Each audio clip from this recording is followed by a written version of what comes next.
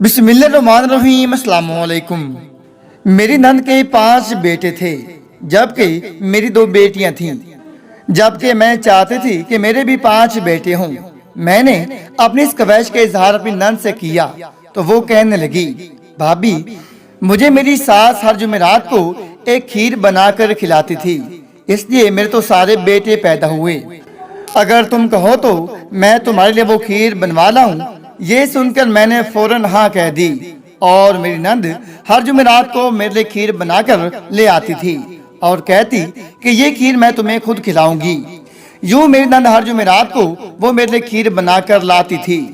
एक दिन जब वो मुझे खीर खिलाने लगी थी, उसका छोटा बेटा भागता हुआ उस तक आया और मेरी नंद के हाथ से खीर का प्याला गिर गया और ये देखकर मेरी आंखें फटी की फटी रह गईं कि प्याले के अंदर एक सफेद कागज पड़ा हुआ था जिस पर लिखा था, मेरा नाम ऐनी है और मेरा शोहर बहुत बड़ा जिम्मेदार है।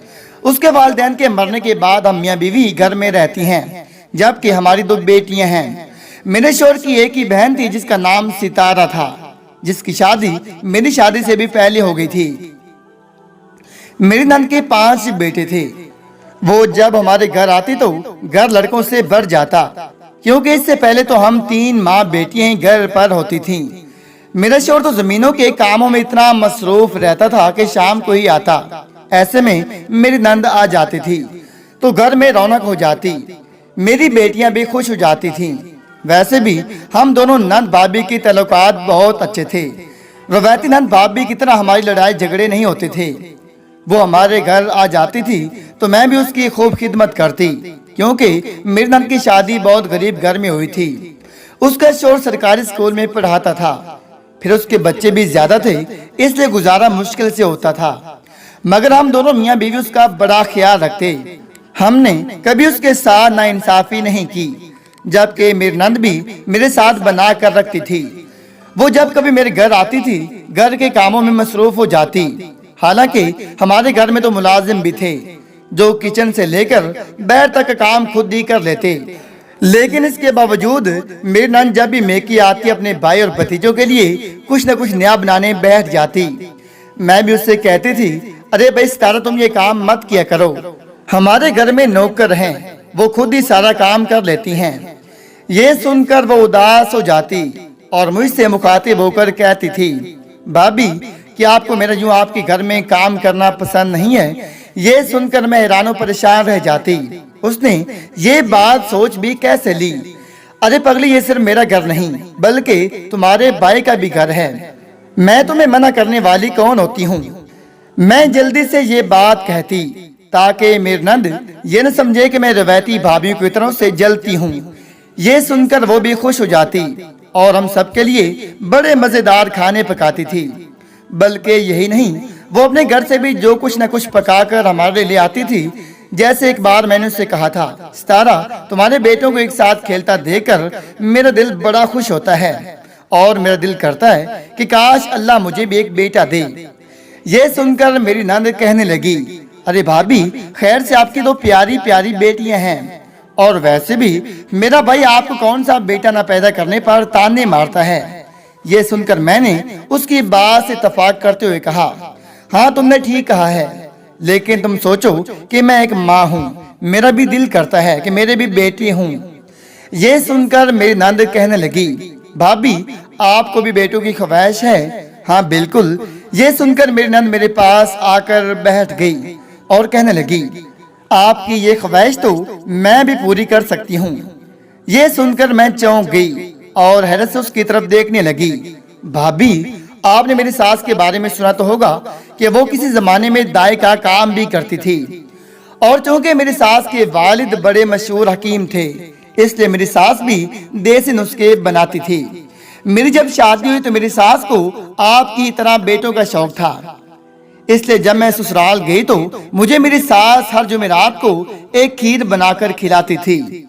एक दिन मैंने अपनी सास से खीर खिलाने की वजह पूछी तो वो कहने लगी कि इस खीर में एक देसी दवाई मिलाती हूँ, इस दवाई के इस्तेमाल से औरत के लड़के ही पैदा होती हैं।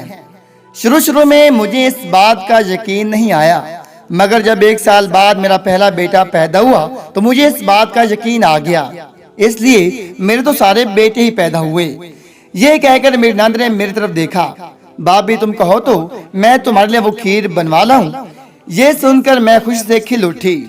अगर अल्लाह मुझे खीर खाने से बेटा अता कर दे, इससे बढ़कर मेरे लिए खुशी की क्या बात होगी। मैंने फौरन अपनी नंद से कह दिया कि वो मेरे लिए अपनी सास से खीर बनवा लाए। खैर अगली जुमेरात आई तो मेरी नंद के हाथ में खीर का डोंगा था, जो उसने आते ही किचन में छुपा दिया और कहने लगी, मेरी सास ने कहा है कि ये खीर कोई मर्द ना खाए, इसलिए मैंने खीर छुपा कर रख दी है। अभी सब लोग जमा हैं, किसी बच्चे ने खीर देख ली तो फौरन मांग लेगा। ये कहकर हम सब बातें करने लगे। थोड़ी देर बाद बच्चे आपस में खेलने लगे तो उसने मुझे अपने कमरे में आने को कहा, और जब मैं वहां पहुंची तो वो एक बर्तन में खीर लिए बैठी थी। तुम्हारा बहुत शुक्रिया सितारा, तुम मेरे लिए अपनी सास से खीर बनवा कर लाई हो। ये सुनकर उसने मुझे अपने गले से लगा लिया और कहने लगी, भाभी ऐसा कहकर मुझे शर्मिंदा ना करें। अगर आपका बेटा पैदा हुआ तो सबसे ज्यादा खुशी मुझे होगी, क्योंकि वो मेरे भाई का बेटा होगा। ये तो मेरे लिए खुशी की बात है। ये कहकर वो मुझसे अलग हुई और उसने खीर का एक चम्मच भर कर मेरे मुंह में डाल दिया। इसी तरह अगली जुमेरात को भी मेरी नंद आई और मेरे लिए खीर बनवा कर ले आई। दूसरी जुमेरात गुजरी तो मेरी तबीयत कुछ गिरी गिरी रहने लगी, जैसे थकावट के बाद जिस्म ढीला पड़ जाता है। मैंने शोर को बताया तो वो कहने लगा, कल जब हम पार्टी में जा रहे थे तुम उस वक्त भी थकी थकी लग रही थी। मेरे दिल किया कि तुमसे कह दूं कि तुम मेरे साथ मत जाओ और घर में आराम कर लो, मगर तुम जल्दी तैयार होगी, इसलिए मैंने तुम्हें जाने से मना नहीं किया। ये सुनकर मैं अपने शोर के पास आ बैठी। हाँ, उस वक्त भी मेरी तबीयत कुछ ऐसी ही थी, मगर बाहर निकलकर मेरी तबीयत कुछ बेहतर हो गई। ये शायद कल वाली थकावट का असर है। अपने शोर की ये बात सुनकर मैंने उसकी तरफ देखा। नहीं, ऐसी कोई बात नहीं, कुछ दिनों से मेरी तबीयत ऐसी ही है, बैठे बैठे चक्कर आ जाती हैं, शायद बीपी लो रहने लगा है। ये सुनकर मेरे शोर ने मुझे मुस्कुरा कर देखा और कहने लगा, चलो फिर डॉक्टर के पास चलती हैं, चेकअप करवा लाती हैं, कहीं कोई खुशखबरी ना हो। ये सुनकर मैं शर्माने लगी। खैर उसने तो मुझे ये बात तंग करने के लिए कही थी, मगर सच तो यही था कि कुछ दिनों से मेरी तबीयत खराब रहने लगी थी। मैं खुद सोच रही थी कि किसी डॉक्टर के पास चली जाऊं, मगर इससे पहले ही मेरी नंद की कॉल आ गई और जब उसने कहा कि मेरी भी तबीयत खराब है तो वो फौरन मेरे पास पहुंच गई और कहने लगी, भाभी मुबारक हो, जब मेरी सास मुझे खीर खिलाती थी तब मेरी भी यही कैफियत होती थी। अगर तुम्हारा दिल चाह रहा है तो तुम डॉक्टर के पास चली जाओ, मगर मैं तो यहीं रुक गई, क्योंकि ये खीर का असर है। देखना जल्द आपकी गोद में भी एक प्यारा सा बेटा होगा। नंद की इतनी अच्छी बातें सुनकर मैं बहल गई और मैंने फैसला किया कि मैं किसी डॉक्टर के पास नहीं जाऊंगी। अगर ये इस खीर का रिएक्शन था तो ये मेरे लिए बहुत अच्छा था, इसलिए मैंने ये सब बर्दाश्त कर लिया। और यूं तीसरी जुमेरात भी आ गई। उस दिन भी मेरी नंद घर आई तो कहने लगी, भाभी अगर आपकी तबीयत इस खीर की वजह से खराब होने लगी है तो फिर ये छोड़ दें। ये सुनकर मैंने अपनी नंद से कहा कि तुम जल्दी से खीर ले आओ, अभी हमारे बच्चे खेल रहे हैं, वो शैतान आ गए तो सारी खीर खा लेंगे। ये सुनकर मेरी नंद मुस्कुराने लगी और फिर जल्दी से खीर लेकर मेरे पास आ गई। खीर खिलाते हुए वो मुझसे कहने लगी, भाभी देखना जब तुम्हारे भी बेटे पैदा होंगे तो तुम्हें ये सब दर्द भूल जाएंगे। ये सुनकर मैं भी उसकी बातों में आ गई और खूब मजे से खीर खाने लगी, मगर अचानक ही मेरी नंद के छोटे बेटे के रोने की आवाज आई, जो कि इधर हमारे पास आ रहा था। जब तक हम कुछ करते तब तक उसका बेटा भागता हुआ उस तक आया और मेरी नंद के हाथ से खीर का प्याला गिर गया। अरे ये तुमने क्या कर दिया है? मेरी नंद अपने बेटे पर बरस पड़ी, क्योंकि उसके कपड़ों पर भी खीर गिर चुकी थी, जबकि बाकी की खीर मेरे कमरे की कारपेट पर फैल चुकी थी और मैं हैरानी से यह सब देख रही थी। मगर मेरी हैरानी की वजह यह नहीं थी कि मेरी नंद के बेटे ने खीर गिरा दी थी, बल्कि मेरी आंखें तो ये देखकर फटी की फटी रह गईं कि प्याले के अंदर एक सफेद कागज पड़ा हुआ था। ये क्या? मैं हैरानी से उस कागज को देखने लगी। मेरी नंद ने अपने बेटे को एक थप्पड़ मारा और मुझसे कहा, भाभी मैं बाथरूम से मुंह हाथ धोकर आती हूँ। मेरी नंद ये कहकर बाथरूम में चली गई, जबकि मैं बड़ी तेजी से उठी और मैंने खीर के बर्तन के नीचे दिए इस कागज को जल्दी से उठा लिया। मैंने उस कागज को सीधा करके देखा तो मेरी रूह लरस गई, क्योंकि उस कागज पर लफ्ज मौत लिखा हुआ था। ये देखकर मैं डर गई। उफ मेरे खुदाया, ये मेरी नंद मुझे क्या खिला रही थी, मैंने उसका क्या बिगाड़ा था, ये सोचकर मैं परेशान हो गई। उसी वक्त मेरी नंद बाथरूम से निकल आई और मैं उसके देखने से पहले वापस बिस्तर पर बैठ गई। मैं ये सब साफ कर देती हूँ, ये कहकर वो कालीन की तरफ बढ़ी। नहीं नहीं, तुम ये सब मत करो, मैं मुलाजमा को बुलाती हूँ, वो ये सब साफ कर देगी। मेरी बात सुनकर उसका चेहरा तारीख हो गया। वो घबरा कर कहने लगी, थोड़ा सा तो काम है, मैं खुद ही साफ कर लूंगी। ये कहकर उसने मेरी तरफ पुश्त कर ली और फिर जल्दी से खीर का बर्तन उठाकर किचन में ले गई। उस रोज नंद के जाने के बाद मेरी तबीयत और खराब हो गई और मैं ये सोच सोच कर परेशान होने लगी कि मेरी नंद वो तवीज किस लिए लाई थी। क्या वो मुझे मारना चाहती है? क्या वो चाहती है कि मेरे बच्चे ना हों, या फिर वो अपने भाई को मारना चाहती है? इन तमाम सवालों ने मुझे बहुत परेशान कर दिया। आखिर मेरी नंद की मुझसे क्या दुश्मनी थी? वो ऐसा क्यों करना चाहती थी? मैं चाहती थी कि इन तमाम सवालों के जवाब मुझे जल्द अज जल्द मिल जाएं। इसलिए मैंने अपने शोहर के आने का इंतजार नहीं किया और ड्राइवर के साथ घर से निकल आई। ये सारे हालात जानने के बाद मुझे मेरी सहेली ने मशवरा दिया कि तुम किसी आमिल के पास चली जाओ और उसे ये सारा वाकया बताओ। उसने मुझे एक आमिल का पता भी दिया था और अब मैं उसी के पास आई थी ताकि पता चले आखिर मेरी नंद ये सब क्यों कर रही थी। मैंने आमिल बाबा को सारी बात बताई और वो अपने हिसाब किताब में मसरूफ हो गया। कुछ देर बाद उसने सर उठाया तो ऐसी बात कह दी जिसे सुनकर मेरे कदमों से जमीन निकल गई। उसने मुझे बताया कि यह सब तुम्हारी नंद कर रही है, ये काला जादू है और इसके जरिए वो तुम्हें मारना चाहती है। ये सुनकर तो मेरी तबीयत और खराब हो गई और मैं बड़ी मुश्किल से घर तक आई। उस दिन मैं घर आई तो मैं नीम बेहोश थी। मुझे ऐसा लग रहा था कि मेरे पैरों से जान आहिस्ता आहिस्ता निकल रही हो। ये देखकर तो मैं बिल्कुल बेहोश हो गई। मुझे यूं लग रहा था कि मेरी मौत करीब आ चुकी है, लेकिन अभी मेरे जिंदा रहने के दिन बाकी थे। लिहाजा जब मुझे दोबारा होश आया तो ये शाम का वक्त था। मैं कमरे में बिल्कुल अकेली थी। मैंने अपने शोहर को आवाज दी तो वो जल्दी से मेरे पास आ गया। मैंने उससे पानी मांगा और फिर उसने मुझे बताया कि तुम्हारी तबीयत बहुत खराब हो गई थी, इसलिए मैंने डॉक्टर को बुला लिया था, लेकिन अब तुम ठीक हो, मैं तुम्हारे लिए कुछ खाने को भेजता हूँ। ये कहकर वो बाहर चला गया। मैंने बेड से टेक लगाकर आंखें बंद कर ली। थोड़ी देर बाद एक आवाज सुनाई दी जिसको सुनकर मैं फिर से घबरा गई। मैंने आंखें खोलकर देखा तो खाने के बर्तन लिए मेरी नंद खड़ी थी। उसे देखकर मुझे गुस्सा आ गया।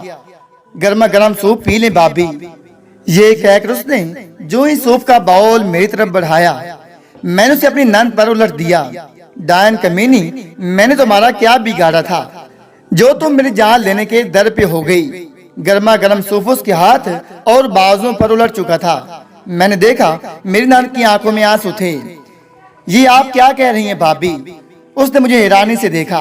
इतना मासूम बनने की जरूरत नहीं है, मुझे सब कुछ पता चल चुका है। मैंने चीख कर कहा, अभी और इसी वक्त मेरे घर से निकल जाओ। मेरा दिल किया कि मैं उसे धक्के मार मार कर घर से निकाल दूं। ये सुनकर मेरी नंद आगे बढ़ी और उसने मुझसे भी ऊंची आवाज में चिल्ला कर कहा, ये तुम्हारा घर नहीं है कमीनी, ये मेरे भाई का घर है, ये मेरे वालिदैन का घर है। इसमें मेरा भी उतना हिस्सा है जितना तुम्हारा और तुम्हारे शोहर का है, मगर तुमने शादी के बाद मेरे भाई को मुट्ठी में कर लिया और उसने मुझे मेरा हक देने से महरूम कर दिया। ये कहकर वो रोने लगी।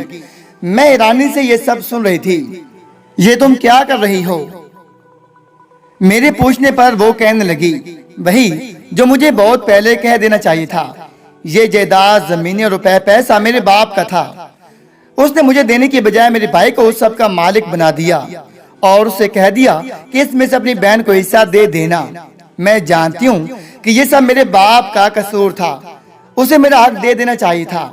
लेकिन अगर उसने सब कुछ मेरे भाई के नाम कर दिया तो अब मेरे भाई का हक था कि वो मेरा हिस्सा मेरे नाम कर देता।